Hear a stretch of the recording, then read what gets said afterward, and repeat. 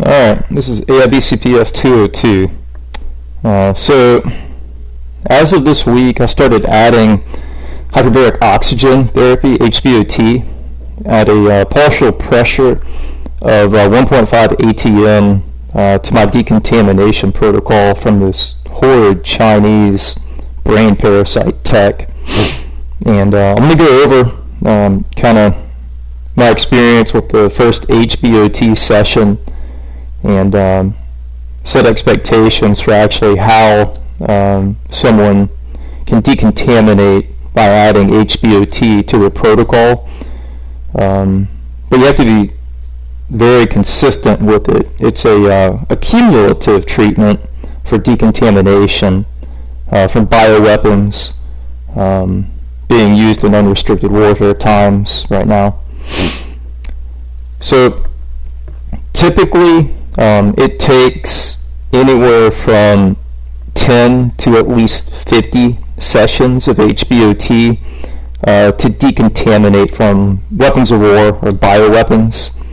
If it's a traditional issue that's addressed by legally licensed medical doctors, sometimes it takes a couple of sessions, maybe more than that. If you have like Lyme disease, it takes at least 50.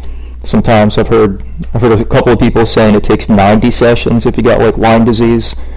The stuff I'm dealing with is a weapon of war, and I first chose to attack the brain parasite tech from China by utilizing atmospheric pressure-based technologies and spectrum technologies.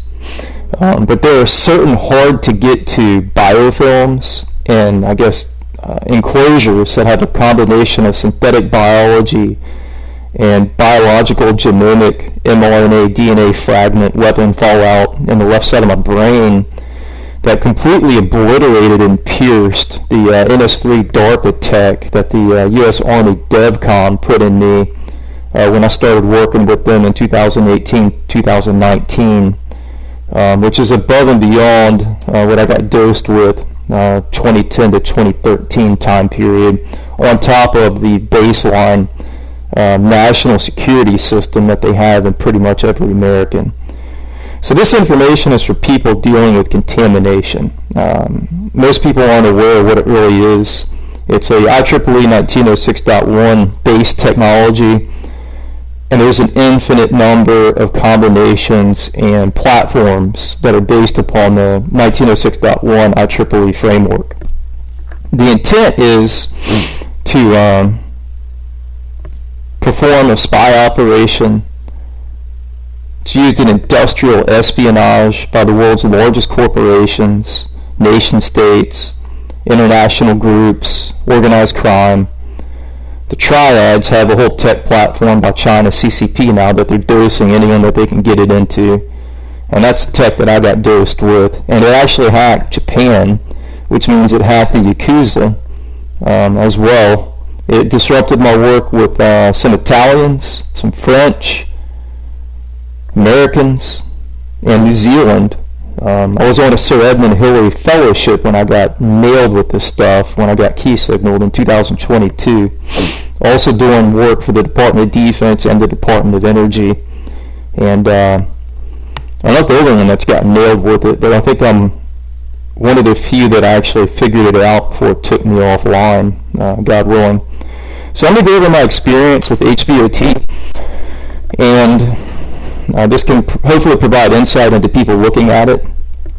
From my experience, you need more than HBOT to decontaminate. Why? Because oxygen's not reactive. It doesn't have a reactive oxygen species. So ozone is required to nail the biofilm gunk and start to degrade it.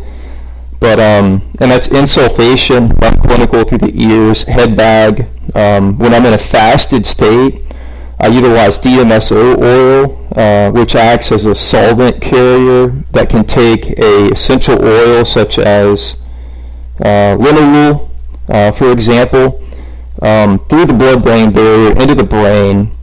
And then when ozone goes into the brain through non-clinical use case, it reacts with ozonide and it degrades a lot of the pathogens. But that doesn't address the nanotech in the metals, so I have to use calcium disodium EDTA. I've done IV with that. I did a baseline metals testing at first, and I have a follow-up to look at the metals loading that's been reduced. But if you do calcium disodium EDTA chelation, your medical doctor first has to test your kidney function to see if you can take it. Some people can't take it, so that's out. Then you got to look at other chelators that are less useful, such as vitamin C. But from my experience, a contamination I was dosed with, vitamin C don't work. It doesn't get into the contamination of the heavy metals. Even liposomal vitamin C does not work as well as calcium disodium EDTA. You got to be very careful with calcium disodium EDTA. Even though it's got the calcium attached to it, to where it won't pull the calcium out of your bones, it'll pull everything else out that it can get to. So you got to be very careful with that. The other useful insight that I've had in decontamination is that the DNA TX H field, where I basically have my DNA sample connected, well, it's actually inserted into several antenna bays where I have multiple channels of the antenna bays that are connected to a server that's offline, transmitting frequencies that are degrading the metals, degrading the synthetic biology, degrading parasites, degrading genomic sequences inserted into my DNA through weaponized mRNA contained in lipid nanoparticle payloads with DNA fragments, including SV40 simian virus. So I have a whole DNA TX H-field server system that's literally sending the frequencies at the correct numbers to knock that out of my genome that I got contaminated with. And then on top of that, you need a local PEMF H-field for the magnetic quantum nanobiochem brain parasite tech that China has to get rid of the bulk material. And then you have to flush it out and remove it, so you have to stay very hydrated with an alkaline environment in your body. The acidic environment catalyzes the growth, and I've tested this out to confirm that. And then you have to actually, after you do a PEMF session, from my experience, you have to use a magnetic vortex skirmion unit, which latches on to the material that got broken loose by at least a 2 Tesla discharge of a PEMF H-field pulsar.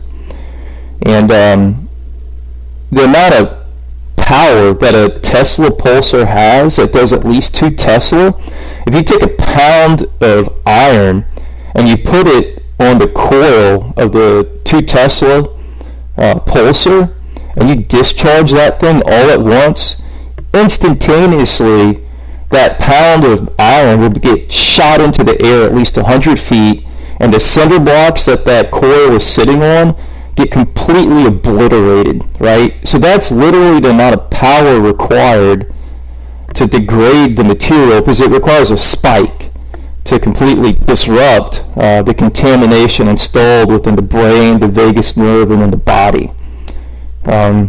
So decontamination is very challenging by design.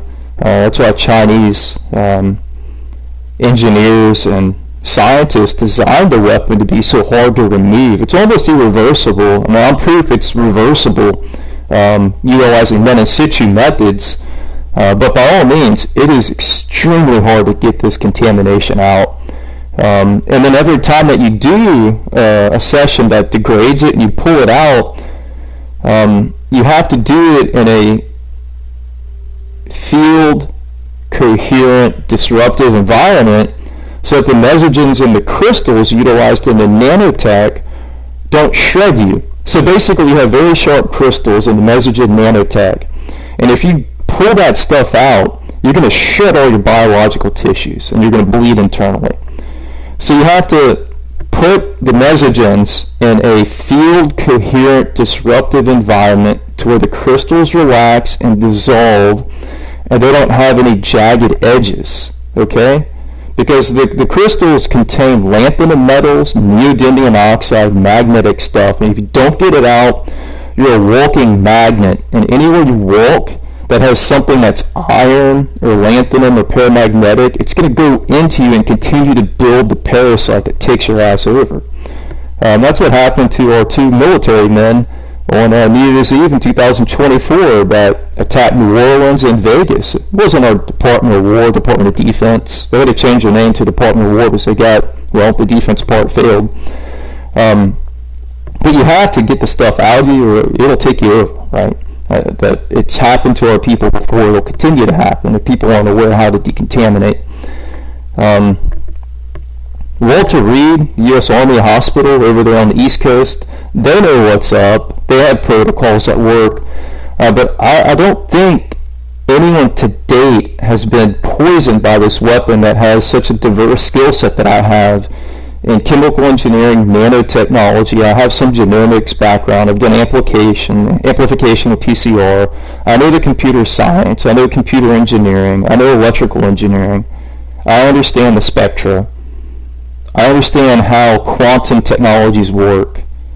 I made a perfect grade on one of my quantum physics classes or quantum chemistry, okay? And the tech is horrible because you don't know it's in you when you get dosed. And it's very hard to detect unless you're scanning yourself proactively. And the fact that there is not in the public domain a scanning technology available to any professionals in the defense industrial base or that does critical national security infrastructure work, i.e. anyone working at a power plant, someone that works at, even linemen that do transmission line work, all of those people, including people in chemical plants, they all should have a way to be able to scan their bodies to make sure they don't get this junk in them. So that's part of my work with the AIBCPS project by Reactwell, which stands for Artificial Intelligence Bio-Cyber-Physical System, is to actually put useful tech so people can scan their bodies to know they're not getting contaminated by enemy of the state, quantum magnetic nanobiochem, or just quantum nanobiochem. It's an issue. I mean, I almost got covert assassinated by it. And through the grace of God, I figured it out. Interesting enough, my contact with the U.S. Army Intelligence that was retired, Robert McCrate, he had an untimely death in 2024 after publishing China's most recent work that he hacked into with some other intelligence agents on Nipah virus gain of function. So what China did with SARS, all the different versions of SARS which came into SARS-CoV-2, COVID-19, the 19th version of SARS, China's now doing with Ebola for the brain, and that's Nipah virus. So now their plan is just completely kill people from the brain quickly. And that's up in the pipeline right now. Now, Robert had an untimely death of cancer in 2024. Everyone in the know knows that you can induce cancer with spectra technologies, as well as nanotech. You can cause people, anyone, to have cancer and die. And that's what the medical diagnosis would be. But if you actually looked at what they were subjected to leading up to the cancer event, easy to transmit frequencies into a person and covert kill them. You can dose them with poisons that cause cancer, the whole 9 yards. So anyways, getting back to the point, when I did hyperbaric oxygen treatment, HBOT, I'm only doing it at low pressure, 1.5 ATM. I can go up to 5 without killing myself. Most medical professionals don't even know you can go up to 5, okay? But I'm starting out at 1.5 to see how much I can get into the contamination. Because what I don't want to do is to pull too much out and then overwhelm my lymphatic system and, all my bodily fluid flow processes to remove of the contamination. So I'm doing 1.5. I could feel right here on this side, which is where I had a headache in 2022, where there's a hospital group called Our Lady of the Lake, where I went to an ER room, telling them I had a headache, and they completely didn't help me at all. Useless. So conventional medical doctors are useless in helping anyone decontaminate from weaponized bioweapons in times of unrestricted war. As of today, that's still the case. You have an entire profession that is not equipped with the knowledge on how to deal with weapons that are covert, assassinating Americans and taking them offline, reducing America's GDP. And China's plan is to implode America from the inside by dosing people with this nanotech weapon system that they call China CCP PLA MSS Z's magic weapon. And it's a quantum nanobiochem weapon platform. And per meeting that I had at FBI New Orleans in 2025, our national security cannot detect the quantum nanobiochem weapon system. There are no leading indicators. It's only a lagging indicator after someone gets key signaled and weaponized that then they know there is a person that had this advanced weapon platform with its 5th, 6th, and 7th generation cognitive warfare dosed in them that then pierced national security. Now, the national security has been pretty good at addressing the issues. I'm not going to go over the numbers. That's up to them to put that out there to the public domain. But I can tell you, if you're contaminated with quantum nanobiochem from IEEE 1906.1 that enemies of the state have fielded, and Americans now, our system can't detect it until after the fact. Now, if you go to an airport and you go through one of those 3D scanners, the whole full body scanners, well, the public knows that you're getting scanned for like weapons, contraband. But those scanners do a full spectra, or close to a full spectra. And if they see any parasite, like the Chinese parasite tech, in a person, then that goes to national security intelligence systems, fusion centers and all that, and they start monitoring the person. So if you're in an airport and you go through one of those scanners, that's one way that the government does have to monitor and track people. Now, the interesting thing that I found out is that the artificial intelligence system that the American government uses, they won't help you. They use you because they get to learn about the new, latest quantum nanobiochem weapon. So they literally monitor you, and then they monitor anyone within your local proximity that gets synchronized with the contamination so that they can then identify further people in the population that are contaminated with the latest and greatest weapon system deployed into America by an enemy of the state. And that's why people who get contaminated with this advanced 5th and 6th and 7th generation weapon system don't get help. They're getting used by the government to find other contamination. Why? Because it's a quantum weapon. Only those entangled with a quantum weapon system detect it. So they use a known person contaminated by quantum weaponry in America to find others that are also contaminated by that same quantum weapon system. Let that sink in. So if you get contaminated with a quantum nanobiochem weapon, literally in the public domain, the AIBCPS project by Reactwell, which is a DoD, quote-unquote DOW prime and DOE prime, successful completions of $5 million plus contracts, is your only source of credible, actionable information that's proven to work, because I'm functional again. I was on my deathbed a year ago. The stuff I had to learn and the stuff I tested on my own body to get to this point where I'm cognitively functional again, no one should go through. Okay, I'm not going to go into the details of it. I've got briefs and blogs on it. But if you're contaminated, you need to start working on getting the stuff out of you ASAP, because if you don't, it'll continue to grow and accumulate and take your ass over. And it's not good for you, it's not good for your family, it's not good for your coworkers, and it's not good for your nation. And this is China's preferred weapon system.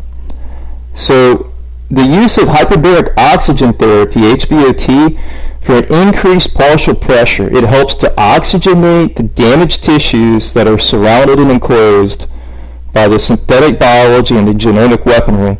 It won't remove it from you. And that's why medical doctors I've researched and interacted with, they have protocols to get better. But what they've noticed is that their patients who just do HBOT, 6 to 9 months later, they're in the same position again. They have to go through a whole other treatment of 50 to 90 HBOT sessions. So that's why I didn't do HBOT first, and I focused my resources on decontaminating with spectra technologies and reactive oxygen species, as well as hydrogen, chemicals and frequencies that degrade hydro-derivative technologies. And that's how I was able to actually pull out the brain parasite samples from my body through use of novel diamagnetic colloidal nanoparticle ions with the frequencies with magnetic vortex skyrmion tech, and actually have samples to show this is the tech being dosed in people. Otherwise, I'd be talking without any evidence or samples of the weapons of war, right? So from my reverse engineering of China's weapon system, number one, it's quantum based. It can synchronize through the magnetic field, sound, vibrations, the E field and EMF spectrum. It can synchronize by the act of observation and thought if it gets into your brain fully. So that's how advanced these 5th, 6th, and 7th generation cognitive weapon systems are. And I've got videos of China's presentations in Shenzhen 2017 and 2019 on the brain-to-brain computer non-invasive brain-machine interfaces that they're trying to reshape the world and their idea of a better world compared to America's world, right? And people can have Chinese system and America's system dosed in them. And that was from a conversation with Robert McCrate before he passed away last year. He's like, Brandon, if America doesn't address this Chinese weapon issue, he sees it continue to merge, where an American has the American system in him overlaid with this Chinese system for communism. And that's not good. That's not a world that any freedom-loving American would want. So anyways, my take on HBOT is that it works to help oxygenate the tissues that are surrounded and enclosed and immersed in the nanotech, with genomic weaponry as part of the Chinese brain weapon platform, but it's not the total solution. You have to have reactive oxygen species, you have to have spectra technologies, you got to have chelators to pull the stuff out. And it grows like an onion, it layers, and it builds over time. So part of it is to have a diamagnetic repel. So if you have like a certain area of your body that is contaminated, you need to have a diamagnetic shield around it. And diamagnetic materials include gold, copper, and silver. And then you can start to whittle it down. The other thing too is the material that China uses, the magnetic quantum nanobiochem, it is frequency lowering. What it's trying to do is to drop your frequency to 0, and then it kills you. So like everyone knows, someone on their deathbed in a hospital, you can see the heart pulse, and then when it flatlines, the person's pretty much clinically dead for a certain period of time. What China's weapon does, it grows inside of you, and it flatlines your frequency, kills you that way. So you have to utilize local frequency imprinted Tesla-based technology. You have to put it on the contamination to where it synchronizes with the contamination and boosts the frequency. And then you're going to start removing the contamination, because the second that you pull like a Tesla disc off of the contamination, within 24 hours, that contamination is going to drop the frequency again, and you're going to start to synchronize with all the other contamination connected to the 60 hertz electrical grid or 50 hertz in Europe. And it's going to grow again.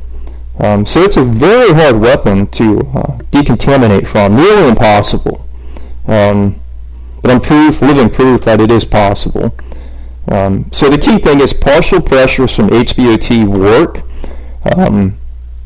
to penetrate the contamination, but it's not the only answer. You still have to be able to remove the material from your body, and the best way to do that is a magnetic vortex skyrmion unit. And you also have to be able to react the materials, chelate the metals, or else it will just continue to regrow. So hopefully this information helps out. I'm putting this into clear because it's literally the only available information that's credible that I've been able to find on decontamination. I'm assuming America has similar weapons that we use on our enemies, so maybe that's why it's not out there. Or America's that compromised by China and blinded. I mean, Hegseth, Department of War, came out and said clearly he's got a clear eye. The prior administration had a clouded eye, and what that means is IEEE 1906.1, quantum nanobiochem, intentional contamination by enemies of the state, namely China, CCP, PLA, MSS. So just, it's very important to stay clean and clear and avoid anything from China, any food, pharmaceutical. They're doing anything they can to put this nanotech in Americans right now, and you don't want to get it in you, and you won't know it's in you. So the simplest thing is to avoid their food, any food corporations that they own in America that they pump their pharmaceutical products into, avoid. Say no to China.